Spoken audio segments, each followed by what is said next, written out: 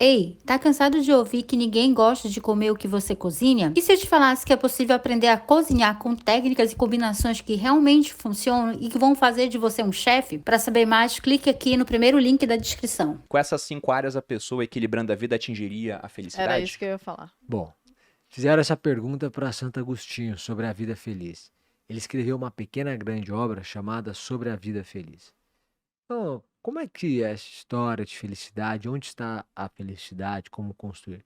E Santo Agostinho, que era um sujeito mundano, ele se converte com 30 e poucos anos, depois de ter filho. A mãe dele faz inúmeras orações, ela é Mônica, depois ela se torna santa, Santa Mônica, e aí ele se converte e se torna o bispo de Hipona. Se você lê a obra de Santo Agostinho, você tem a impressão de que está lendo Platão. É sempre uma pergunta com uma resposta, é a retórica, enfim. Aí perguntaram para ele, como é que é possível? Ele diz assim, a vida feliz, ela é construída com base na sabedoria. Se você conhece alguém que tem mestrado, doutorado, pós-doutorado, que é autor de inúmeras obras, estou atualizando aqui as expressões, é autor de inúmeras obras, que é PhD, mas é uma pessoa infeliz, você está diante de uma pessoa com muito conhecimento, mas com pouca sabedoria.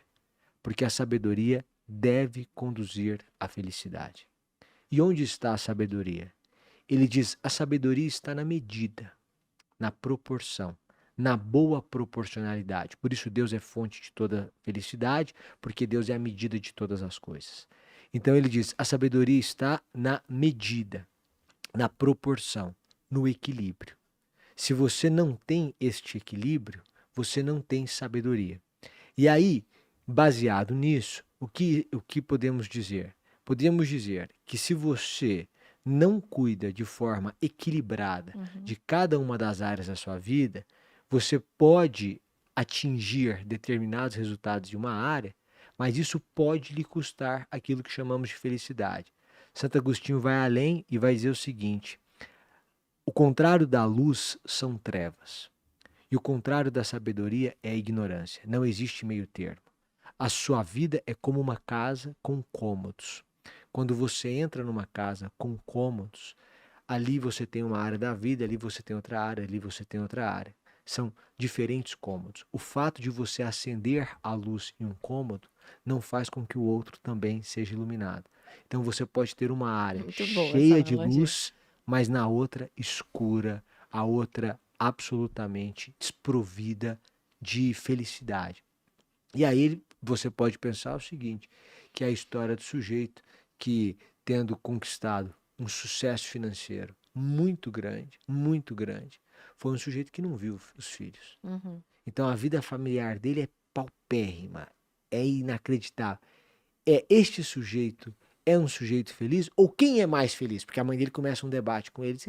Bom, vejamos. Eu vou atualizando os números para ficar mais fácil a compreensão às pessoas. Um homem ganha 20 mil reais por mês. E aí trazendo para o assunto que é de domínio de vocês, me corrijam. Um homem ganha 20 mil reais por mês e ele é feliz. E ele é feliz por quê? Porque ele paga a escola dos 2 filhos, porque ele tem um apartamento dele, porque ele tem o carro dele, ele é casado e eles viajam 2 vezes por ano. Este é um homem feliz. Este é um homem feliz porque ganha 20 mil reais. Aí Santa Mônica e Santo Agostinho começam. Então, você conhece alguém que ganha 20 mil reais por mês e é infeliz? Aí diz, conheço. Provavelmente. Eu conheço muita gente. É. Que é muito mais, Que inclusive. Você conhece alguém que ganha 20 mil reais por mês, tem 2 filhos e paga a escola dos 2 filhos e é infeliz? Conheço. Uhum. Conhece alguém que tem um apartamento, tem 2 filhos e viaja, e ainda assim, se você conversar com ele, vai dizer assim, eu não sou feliz? Conheço. Então, conclusão, ele não é feliz pelos 20 mil reais. Ele pode ser feliz por outro motivo, mas não pelos 20 mil reais. O que faz deste homem um homem feliz?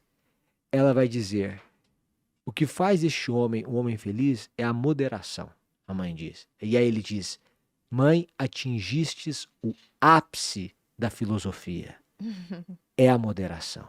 O que faz este homem feliz é perceber que a sua receita não precisa ser maior para que ele alcance a felicidade. Ele querer crescer é lindo, Mas depender disso para alcançar a felicidade é doença. Para me valer de Fernando Pessoa, desejar crescer é lindo, mas sofrer por não ter uma bolsa, como quem sofre por não ter pão, é doença. E aí você precisa de tratamento. Pô, que bacana. Eu gosto de Fernando Pessoa também. O Banqueiro Anarquista mudou a minha cabeça lá atrás. Mas, até citando o Sêneca, que eu gosto bastante, ele fala que pobres são aqueles que precisam de muito. E se o cara tem pra caramba, mas sempre quer mais, precisa de mais, né? Ele é pobre, tá Exato, faltando. exato. Desejar é uma coisa. Precisar, aí você tem que. Porque existe, claro, existe um nível que é precisão. O cara tá desempregado, sei lá, 10 mil reais por mês. Ele quer ter isso, tal, ele sente. Ok. Mas o sujeito ganha 100 mil reais por mês, vamos lá. Ele precisa ganhar quer? Não, ele quer. Querer é uma coisa. Precisar, não. Exatamente. Até citando um ponto dessa parte financeira, você quer falar antes, amor? Não, eu ia dizer que é exatamente o que as pessoas. É porque quando não se tem o dinheiro ainda, as pessoas acham que é isso, no final das É o que contas, falta. né? É o que falta. Tanto é que acho que é uma das coisas que as pessoas sempre perguntam pra gente, porque a gente veio de uma base, né, financeira bem menor do que a gente tem hoje, e as pessoas sempre questionam: ah, mas vocês eram felizes quando tinham menos dinheiro? E a gente sempre fala: sim, a gente era feliz quando tinha menos dinheiro, e provavelmente a gente vai ser feliz igual se a gente tiver mais dinheiro. Porque não é sobre o dinheiro, é sobre essas outras coisas, apesar da gente não ter tanto equilíbrio quanto gostaria. A gente tá propositalmente desequilibrado hoje pra atingir alguns objetivos, mas quando perguntam pra gente, né? A gente nunca foi pobre, pensando em termos financeiros, né? A gente era classe Nunca média. precisamos do pão, por exemplo, né? Nunca faltou, nem Nunca quando eu era pequeno, nem quando a Malu era pequena, nas famílias assim, não faltou. E quando a gente tava junto também não, apesar de que propositalmente a gente viveu num padrão muito abaixo das pessoas que ganhavam igual a gente. A gente morou em uma casa muito mais simples, em uma rua que inclusive no verão do Rio de Janeiro alagava, e a gente foi feliz naquela época. A ponto do povo, deixa eu só explicar pro Sam, a ponto do povo falar pra mim: não, eu lembro, você era pobre sim. Eu lembro. Isso é muito engraçado, Samir, porque hoje o pessoal gosta de pintar, poxa, eu vim de baixo, eu conquistei. Uma vez perguntaram pra Malu, como era quando você era pobre? Ela falou, gente, eu nunca fui pobre.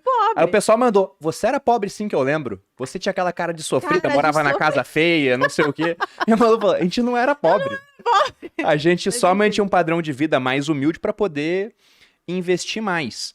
Só que o ponto que eu ia falar da questão financeira é que tem um estudo, para colocar dados mais atualizados, de um cara que ganhou um Nobel, inclusive, por conta das pesquisas que ele faz no âmbito das finanças comportamentais, que é um pesquisador israelense. Se eu não me engano, ele é psicólogo. É o Daniel Kahneman. E ele queria ver até quanto que mais $1 era igual a mais felicidade. Por mais que felicidade seja subjetiva. Ou seja, mais satisfação pessoal, mais bem-estar.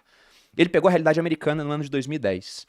E ele foi vendo que realmente, né, mais dinheiro era igual a mais satisfação, porque como você disse, o cara que não tem dinheiro para colocar o pão na mesa, poxa, ele passa uma dificuldade muito grande. A partir daquilo, já começa a ficar melhor. Depois ele pode pagar um plano de saúde para a família, depois pode pagar um bom colégio para os filhos, depois ele pode dar um lazer adequado. Mas ele viu que a partir de um certo momento, por mais que você continuasse ganhando mais dinheiro, os ganhos, em termos de satisfação, eram cada vez menores. O que os economistas chamam de ganhos marginais decrescentes. Era na margem cada vez menor. A quantia que ele achou para aquele período era de $75 mil anuais. Se for atualizar pela inflação americana, pelo CPI, que é o índice que é equivalente ao nosso IPCA, daria um pouco menos de $100 mil hoje. Então, convertendo para um real de 5,40, uns 540 mil reais seria a marca anual, convertida lá dos Estados Unidos para cá, anuais. Lá dos Estados Unidos para cá, né, pelo CPI e depois pela conversão dólar-real, para o dinheiro trazer o máximo de satisfação a partir do ponto que ele começa a ser cada vez menos importante. Lógico que isso aqui é só uma conta grossa para você ter mais ou menos uma aspiração, falar, nossa, mais ou menos até aí tá legal. Depois disso, segundo o Daniel Kahneman, não vai fazer tanta diferença, porque já tem bastante. A escola vai continuar sendo a mesma, a viagem de lazer vai ser muito parecida, o local onde você mora vai ser basicamente o mesmo. A casa que o Jeff Bezos pode comprar, agora que ele é um dos homens mais ricos do mundo, não é tão diferente assim da casa que ele poderia comprar quando não tinha 1 bilhão, por exemplo. Então, com certeza para ele, o dinheiro já não traz mais felicidade. Talvez até traga algo mais próximo da infelicidade, com preocupações, eu não sei, né? Concordo plenamente.